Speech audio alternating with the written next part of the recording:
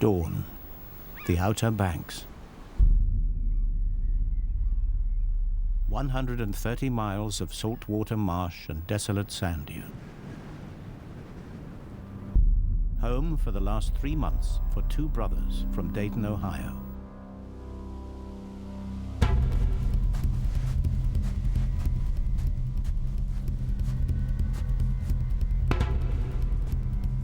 Impatient to get on with the day, Fly-Wright is already up and out on the dunes. Before he and his brother can test their new machine, Orville has to make one vital check.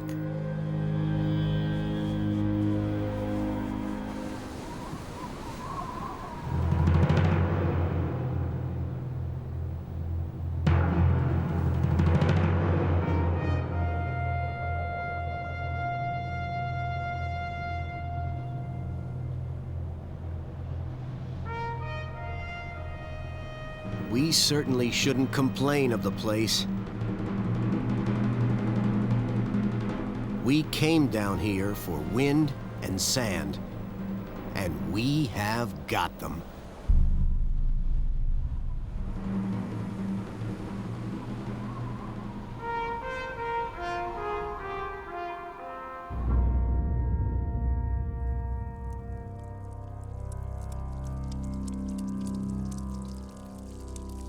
Orville's older brother, Wilbur, is making breakfast in the wooden shed they've called home for the last few months. It's the same breakfast he's made every morning: eggs, dried ham, and hard biscuit.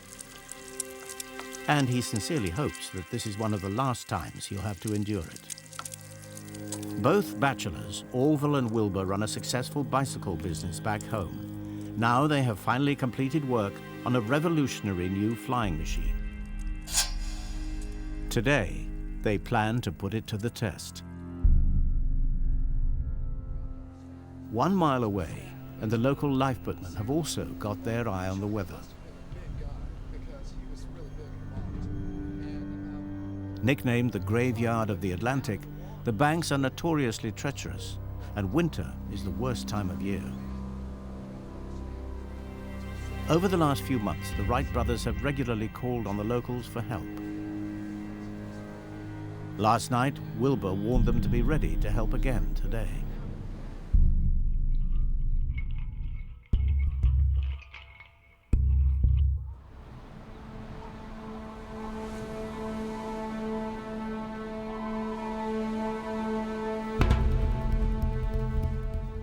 Orville is worried. The wind is 27 miles an hour. The last thing he and Wilbur want today is a gale. Will their machine work in such weather? And will whoever tests it survive? Time is running out.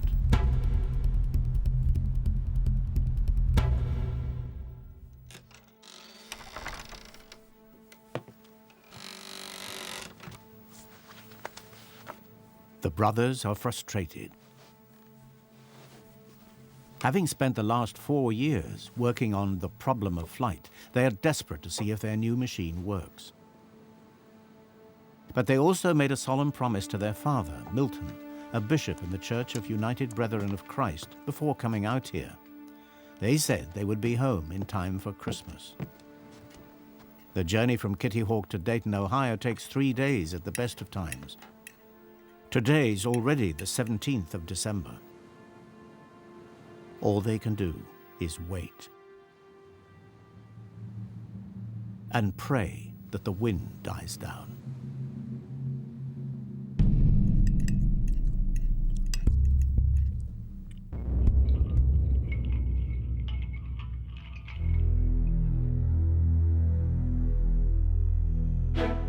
Impatient with the enforced delay, Wilbur decides to take a look at conditions himself. For some years, I have been afflicted by the belief that flight is possible for man. My disease has increased in severity, and I fear that it will soon cost me an increased amount of money, if not my life.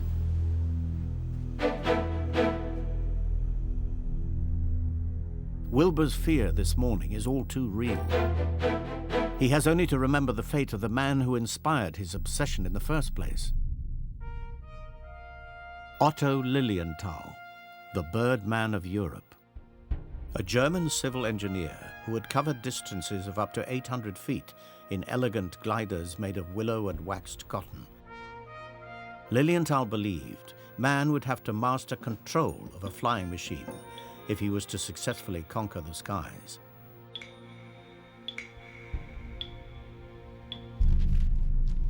Alas, Lilienthal's own mastery fell short of the mark. In 1896, he plunged headfirst into the ground and broke his neck. Still, even in death, Lilienthal had been a source of inspiration to the Wright brothers.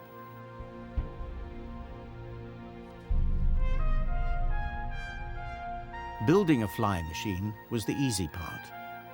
It was learning how to fly it that killed most early aviators.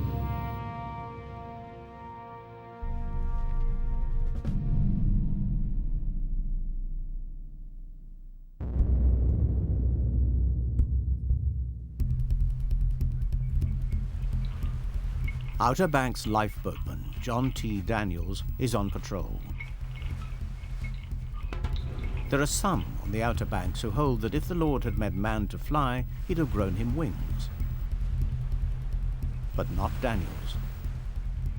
He's watched the Wright brothers with fascination and was expecting to help them with their new machine today. So far, there's no sign of activity from the brothers' camp.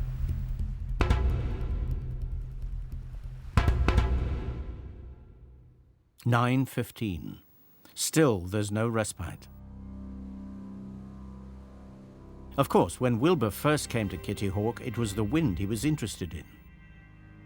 I chose Kitty Hawk because there are neither hills nor trees, so that it is safe for practice, and the wind is stronger than any place near home.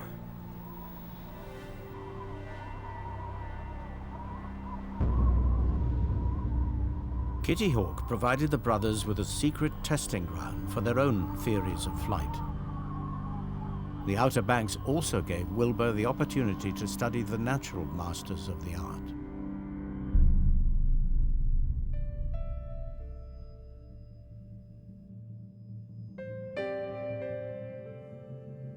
We could not understand that there was anything about a bird that would enable it to fly that could not be built on a larger scale and used by man. Wilbur saw that the secret of control lay in the way birds made minute adjustments to the shape of their wings while in flight. If a bird's wings could sustain it in the air without the use of any muscular effort, we did not see why man could not be sustained by the same means. Rather than making a large pair of wings and leaping off the nearest cliff, the brothers started with their feet on the ground, with a kite.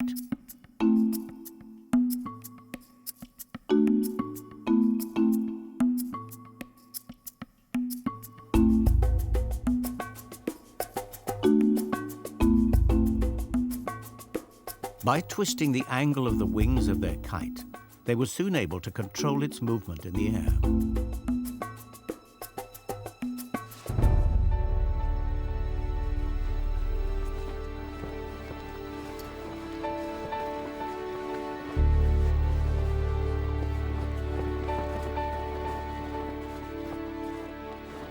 Wing warping, as they called it, would be succeeded by flaps in rigid-winged aircraft.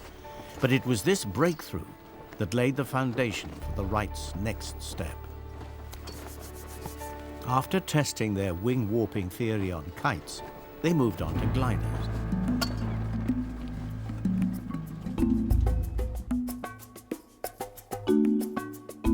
Throughout the autumn of 1902, they were a regular sight at Kitty Hawk, the wind providing the power for their willow and wax cotton machines.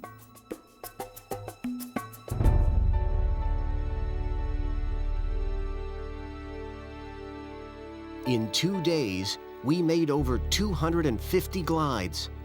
We have gained considerable proficiency in the handling of the machine, so that we are able to take it out in any kind of weather.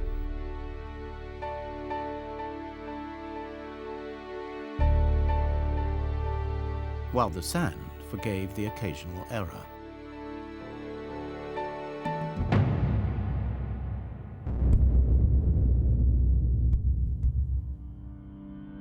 Today is the result of 3 years building gliders. Thousands of hours flying above the sand at Kitty Hawk. But their new machine has one major difference. It has an engine. Other attempts at powered flight had used brute force, which meant the machines were simply too heavy to fly.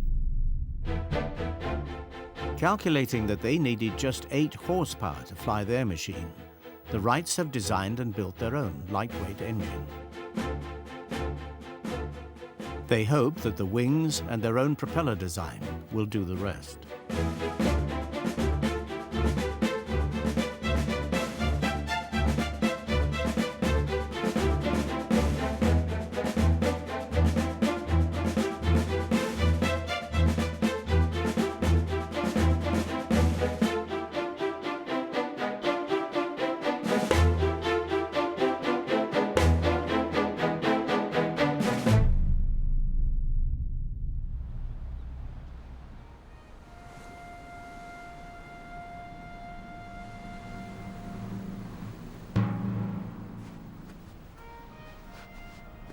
At just after 10, Wilbur and Orville decide to go outside to check over their machine. They've made every single bit of it.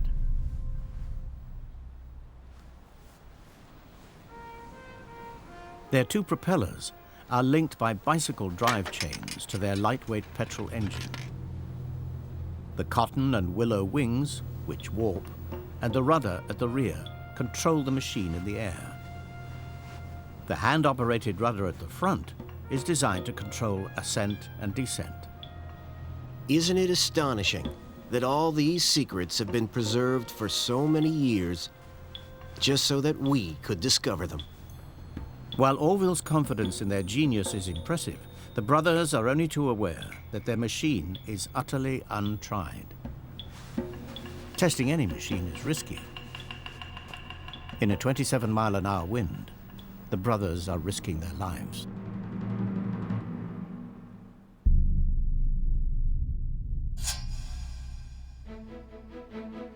The wind is still too strong. The frustration is becoming unbearable.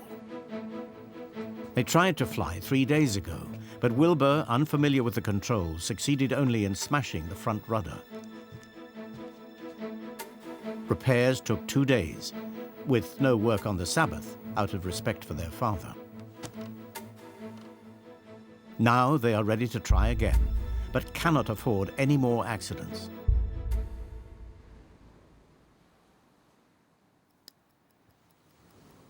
Time is running out. The conditions were very unfavorable, as we had a cold north wind blowing, almost a gale. Nevertheless, as we had set our minds on being home by Christmas, we determined to go ahead.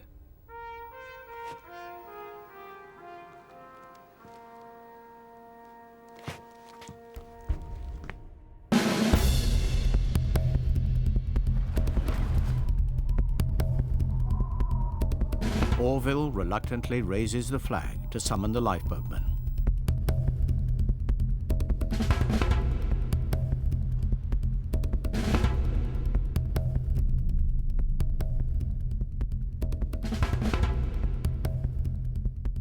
The men set off from the lifeboat station along with a boy, Johnny Moore, from the nearby resort of Nag's Head.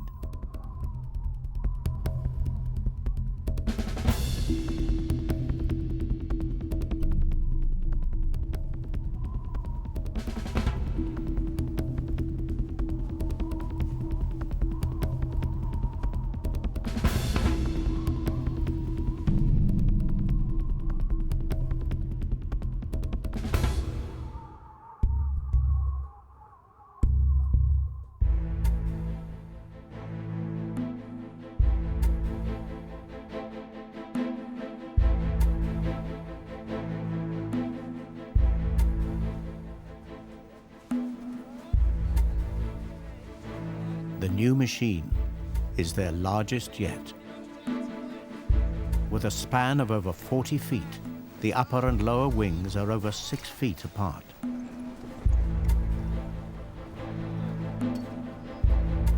They called it the Flyer.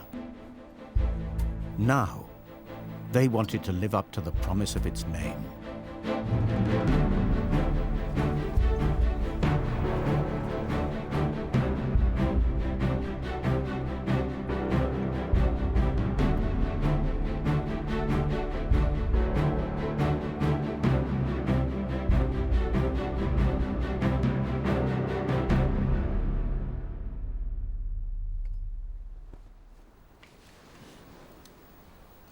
Since their very first experiments in flight, the brothers have used photography to document their exploits.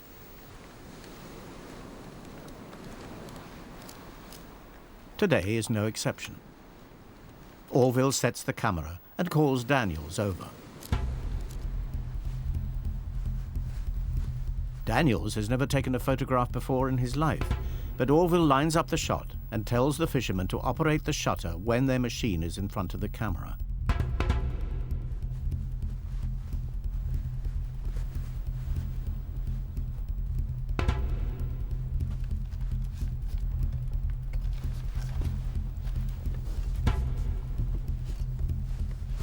Orville takes up position on the machine. Behind him, Wilbur is ready to crank the propeller and start up the engine.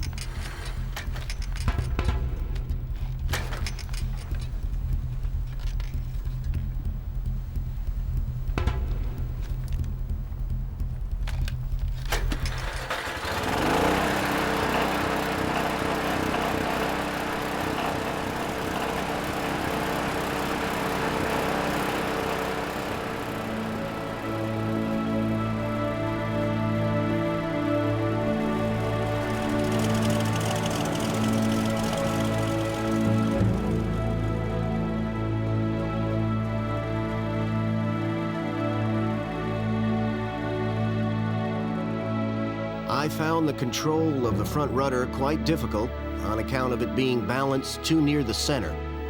As a result, the machine would rise suddenly to about 10 feet, and then, on turning the rudder, dart for the ground.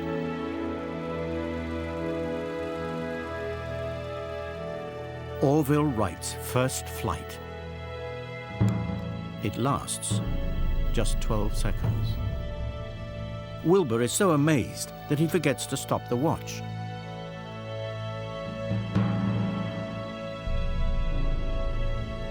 Orville is so surprised that he forgets to throw the engine switch to stop the propellers.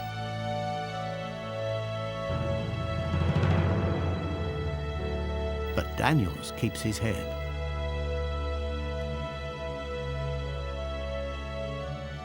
The first photograph he's ever taken. It will become one of the most famous in the history of aviation. The Wright brothers' machine has flown, but only for 12 seconds.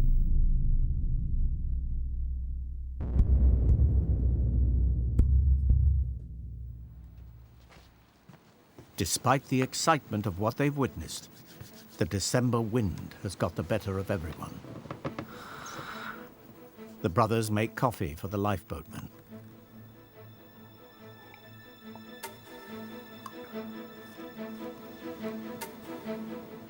But Wilbur is impatient to press on.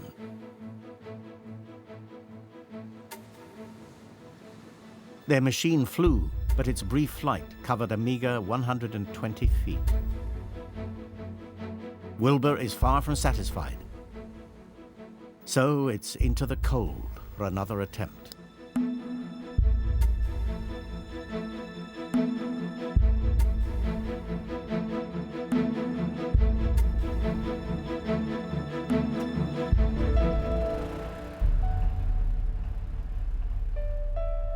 It's Wilbur's turn. He makes the second flight of the day. The distance covered, about 175 feet.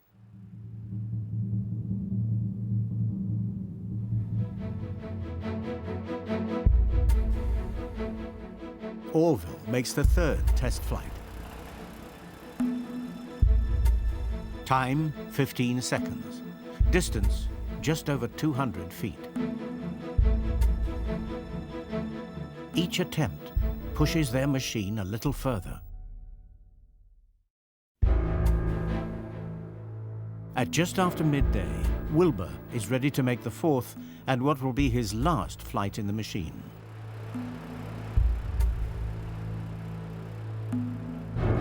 By the time he has gone over 300 feet, he is starting to fly in a fairly straight line.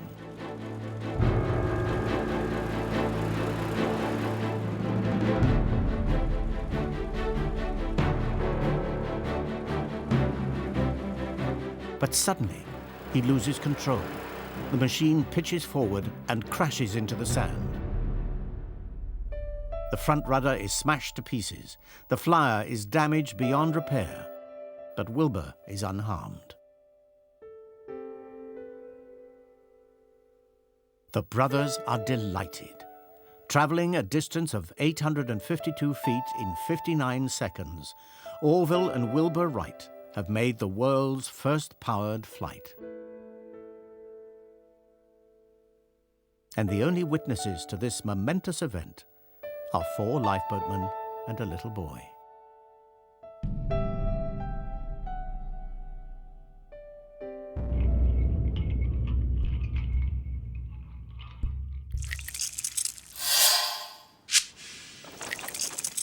One o'clock. The brothers take lunch. Eggs, ham, and biscuit.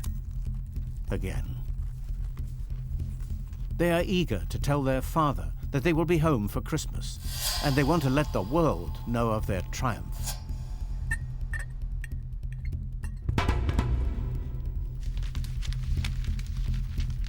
"96 miles away in Norfolk, Virginia, H.P. Moore is at work in the circulation department of the Virginian Pilot.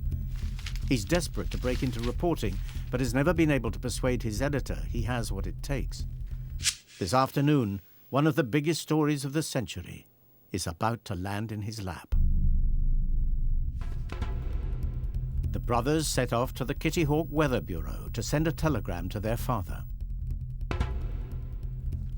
Success! 4 flights Thursday morning, all against 21-mile wind. Started from level with engine power alone. Average speed through air, 31 miles. Longest, 59 seconds. Inform press.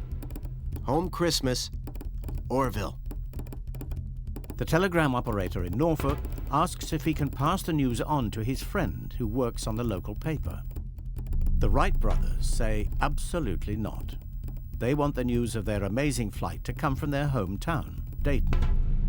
But the telegram operator ignores them.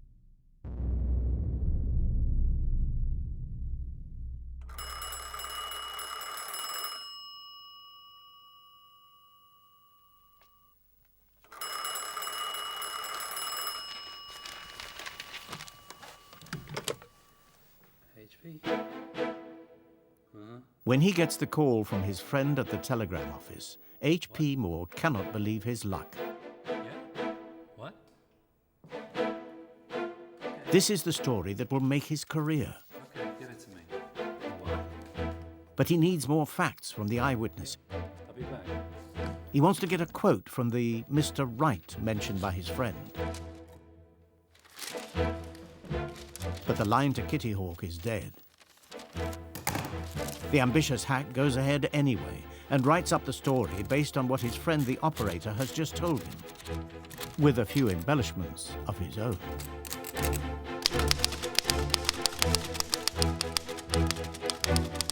The machine flew above the sea for 3 miles and gracefully descended to the earth.